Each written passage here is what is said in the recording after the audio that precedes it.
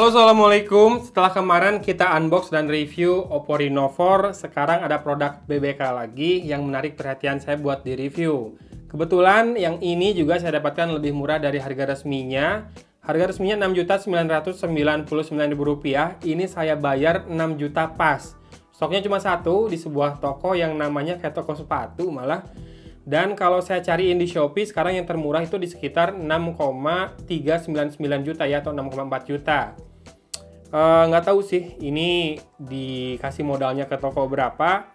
Kalau mau nyari yang 6 juta juga kayaknya udah nggak ada lagi. Jadi saya beruntung nih dapat ini 6 juta, karena kalau di harga 6 juta menurut saya udah lebih worth it lah ya.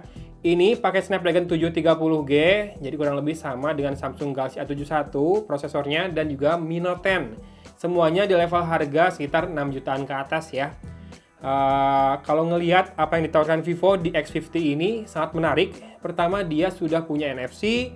Kemudian belakangnya atau bodinya dari back covernya adalah glass, frame-nya metal. Kemudian juga UFS 2.1 ya, storage-nya 128GB dan RAM 8GB. Layarnya 90Hz refresh rate-nya dan sudah support HDR10+ juga. Baterainya 4200 mAh lithium polymer yang juga support fast charging 33 watt. Saya hafal banget ya, karena barusan habis baca di GSM Arena.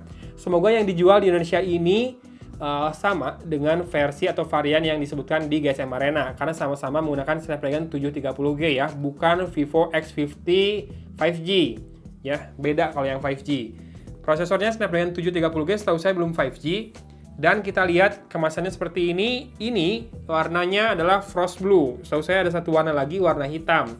Dan seperti biasa saya nggak beli price pre-order. Kenapa? Karena pre-ordernya kemarin rada rancu sih.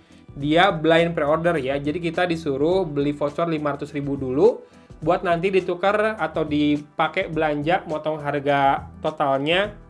Masalahnya adalah kita nggak tahu harga totalnya atau harga resminya, harga launchingnya berapa. Jadi setelah 500.000 itu kita bayar untuk voucher pre-ordernya, blind pre-ordernya.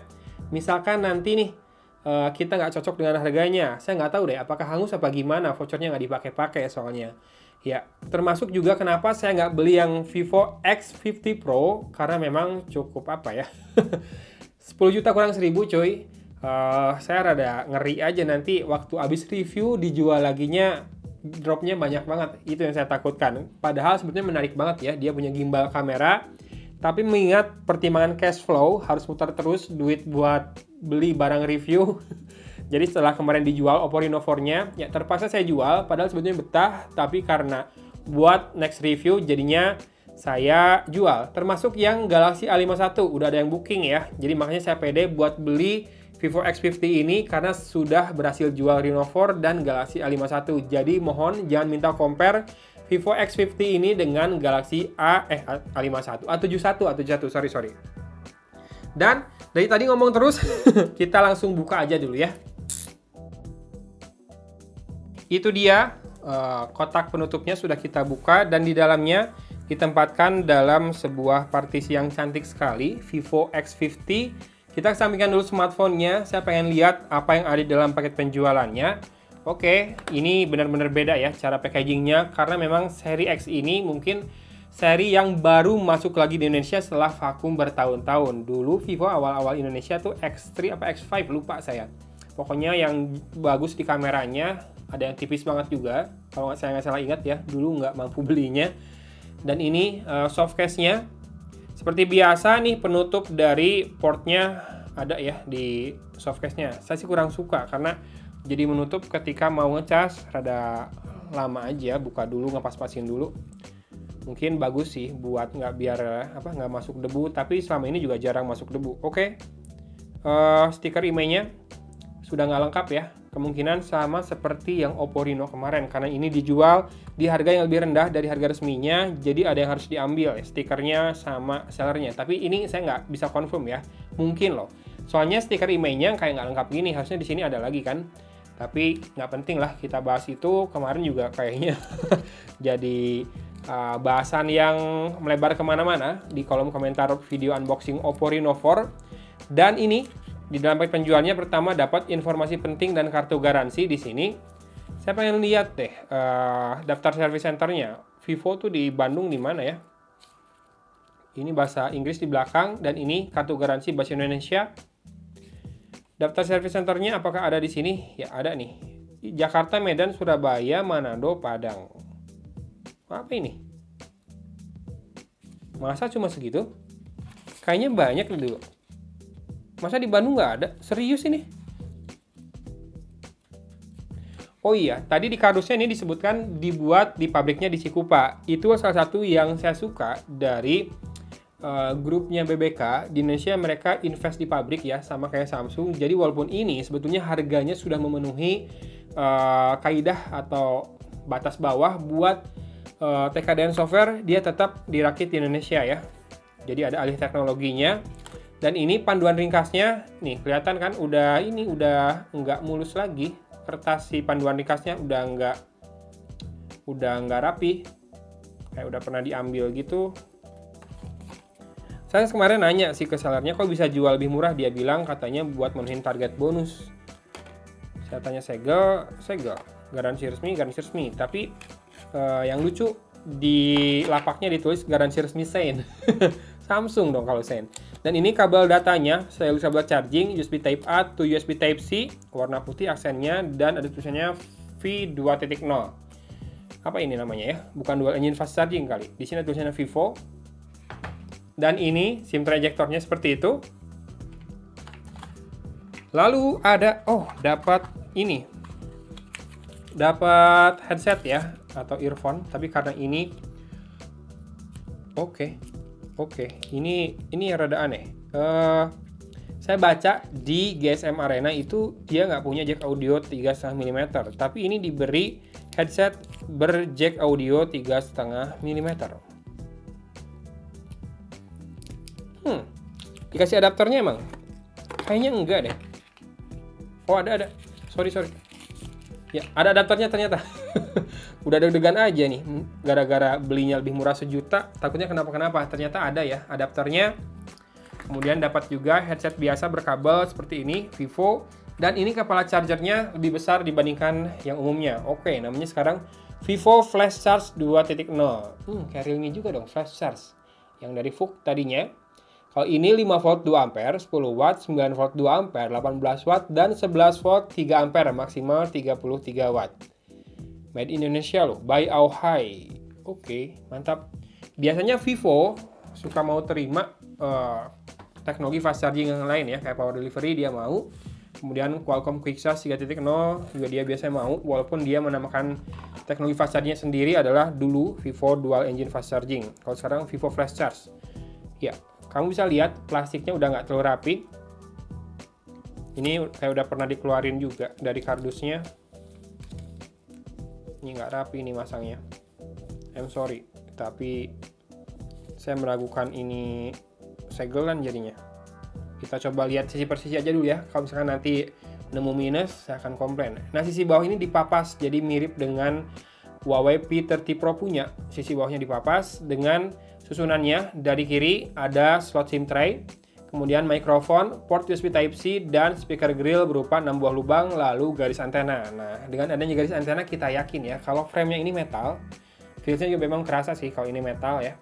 Kemudian di sisi kanan ada tombol power dan volume rocker, dibuat masuk dalam cekungan seperti itu, dan dibuat tipis-tipis saja tombolnya. Lalu di sini ada garis antena lagi. Di sisi atas ada noise cancellation microphone, dan di sini dipapas lurus lagi, tapi kalau ini nggak full metal ya, kayak dikasih kaca atau polikarbonat. Di atasnya bertuliskan profesional fotografi. Di satu sisi keren, tapi di sisi lain kayaknya nggak perlu deh ya. Kemudian di sisi kiri kita lihat ada garis antena lagi, 2 sekarang, dan tidak ada apa-apa lagi ya, karena slot SIM tray-nya ada di bawah tadi. Dan ini penampakan warna frost blue-nya. Ini mirip Vivo V19 ya, hampir putih warna birunya. Dengan 4 buah kamera, AI quad kamera di situ. Yang paling bawah ini kayaknya kamera makronya ya, kecil. Nah, tapi resolusi kameranya ini besar-besar. Resolusi kamera utamanya itu 48 megapiksel. Kemudian resolusi kamera portretnya 13 megapiksel. Saya nggak tahu kenapa sebesar itu. Yang jelas lensa kamera ultra wide-nya tetap 8 megapiksel, tapi makronya atau ultra makronya 5 megapiksel. Dan di sini ada 3 buah LED flash, dibuat terpisah dari layout kameranya. jadinya nggak masuk ke desainnya, entah kenapa. Kayaknya akan lebih manis kalau masuk ke desain kotak kameranya ini ya. Ini kameranya lebih memanjang, beda dengan Vivo X50 Pro yang lebih besar, lebih lebar ya, karena ada satu kamera gimbalnya yang besar banget. Dan ini layoutnya tetap landscape seperti ini. Jadi tulisannya Vivo, kameranya, dan LED flash. Sekarang kita akan coba nyalakan layarnya. Saya penasaran dengan layar 90 Hz-nya. Dan ini ada kamera depan 32 megapiksel berupa punch hole seperti itu. Dan pastinya karena dari tadi kita lihat nggak ada ya, nggak ada screen touch, nggak ada fingerprint scanner. Jadi ini kemungkinan pakai screen touch ID. Dan yang paling membuat saya tertarik memakai atau mencoba Vivo X50 atau X Gocap X50 ini adalah saya lihat di Sobat HP. Jadi dia bilang sekarang UI-nya hampir stock atau hampir pure Android. Sekarang kita akan setup dulu, di situ kita lihat softwarenya ya. Sudah selesai setup dan kita akan segera lihat softwarenya seperti apa. Oke, live wallpaper ini ya. Di wallpapernya di jalannya ada mobil yang melaju dan sudah ada sistem update nih 1.9.3 versinya. Ya, agak silau ya, tapi tadi saya coba turunkan brightness-nya malah flicker, jadi segini aja dulu. Dan update-nya itu sebesar 541,12 MB. Ada update algorithm library of camera, optimisasi, kemudian optimasi juga sistem stability, easy share. Ini nggak disebutin ya, apakah ada update security patch atau tidak.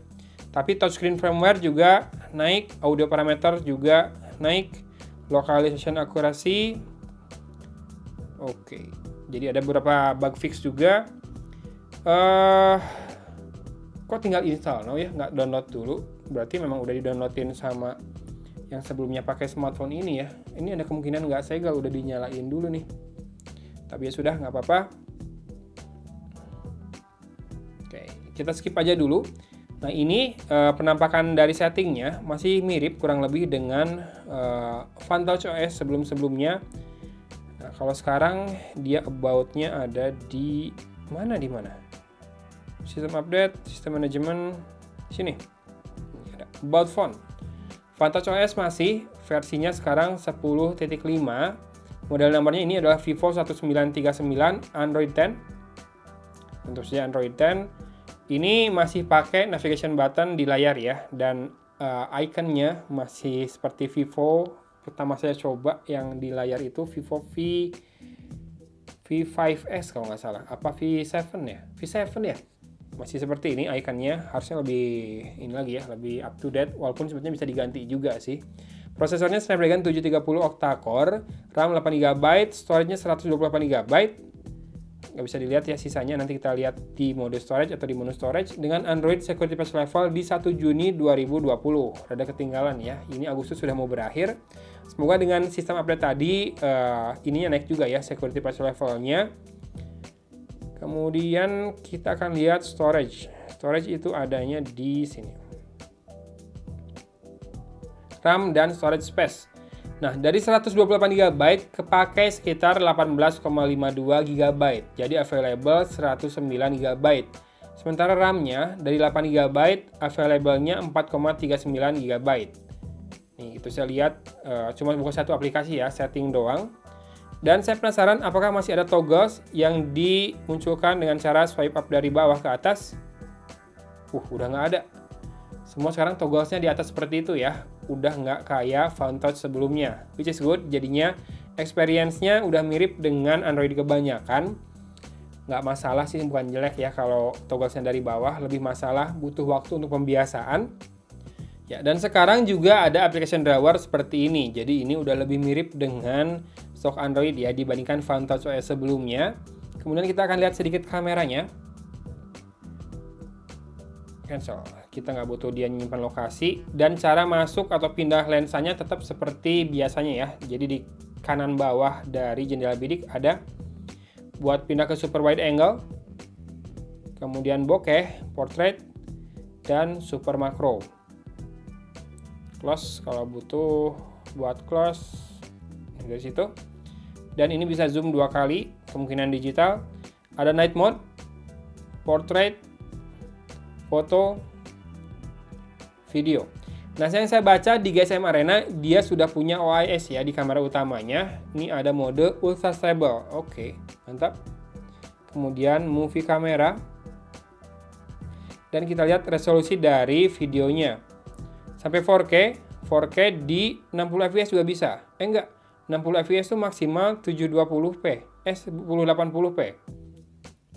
Oke, 4K 30 fps ya. Ini saya labil banget jelasin. Sorry ya, unboxingnya memang kan saya lebih senang yang impromptu gitu, nggak banyak persiapan. Nanti aja review. Kalau mau banyak persiapan lebih baik lagi. Dan ini ada pilihan make up for men. Jadi kalau dia detect si aplikasinya bahwa ini adalah laki-laki, tetap di touch up ya, kamera jahatnya keluar. Oke, kita bisa set watermark juga. Tapi nanti saya mau matiin sih kemungkinan ya. Kemudian more. Ada 48 megapiksel modenya, jadi secara default seperti biasa selalu bekerja di resolusi 1/4-nya di 12 megapiksel ya, jadi quad binding si pikselnya. Live photo, panorama, time lapse, slow motion, pro, dokumen, Jovi Vision, Pro Sports, fix macro, AR sticker. Fix macro ini 1,5 cm katanya. Kita coba Kamen Rider dari dekat. Ih, serius?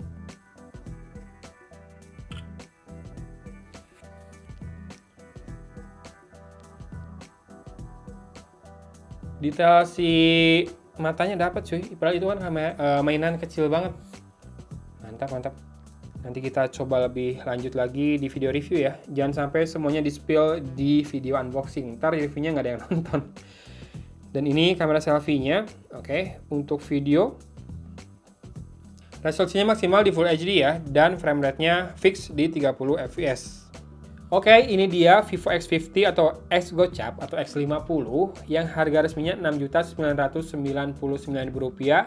Saya beli 6 juta pas, dan banyak yang jual termurah di Shopee itu sekitar Rp6.399.000. Worth it atau enggak, saya akan coba dulu. Tapi buat yang suka mendang-mending, ini udah frame metal, back cover kaca. Ini kerasa nih kaca beneran. Dengan frost blue ini berarti frosted glass ya. Jadi glassnya ini lihat, nggak menyisakan bekas sidik jari. Gleser banget, licin. Jadi licinnya tapi nggak glossy, bagus frost begini. Dan saya suka penampakannya. Walaupun nih kalau kamu lihat ya si frame layarnya yang hitam ini dibuat sampai ke samping gini seakan-akan ini curve display, padahal enggak ya. Yang curve display yang X50 Pro. Jadi mungkin ini udah jadi satu hal yang membedakan antara versi varian biasa dengan yang Pro-nya ya. Ini nggak curve display, tapi bezelnya cukup tipis ya. Kiri kanan atas bawah. Cuma memang yang agak dipertanyakan adalah ini nih. Tuh, kamera depannya. Kenapa rada ke tengah, nggak terlalu ke pinggir? Kalau kata saya mending ke pinggiran lagi ya, biar nggak terlalu banyak makan tempat. Tapi ya sudahlah, saya akan coba dulu ini sebagai daily driver saya beberapa hari ke depan. Semoga betah ya. Kemarin Oppo Reno 4 betah banget, sampai akhirnya harus dijual lagi, dan cepat banget lakunya di Shopee. Saya jual 4 juta saja kemarin. X50 ini, apa aja yang mau diketahui silahkan ditanyakan. Kayaknya udah banyak yang review ya, apa yang Pro yang banyak yang review. Boleh pokoknya tampung aja pertanyaannya di kolom komentar. Semoga saya punya waktu yang cukup untuk menguji dan menjawab semua pertanyaan yang masuk ke video kali ini.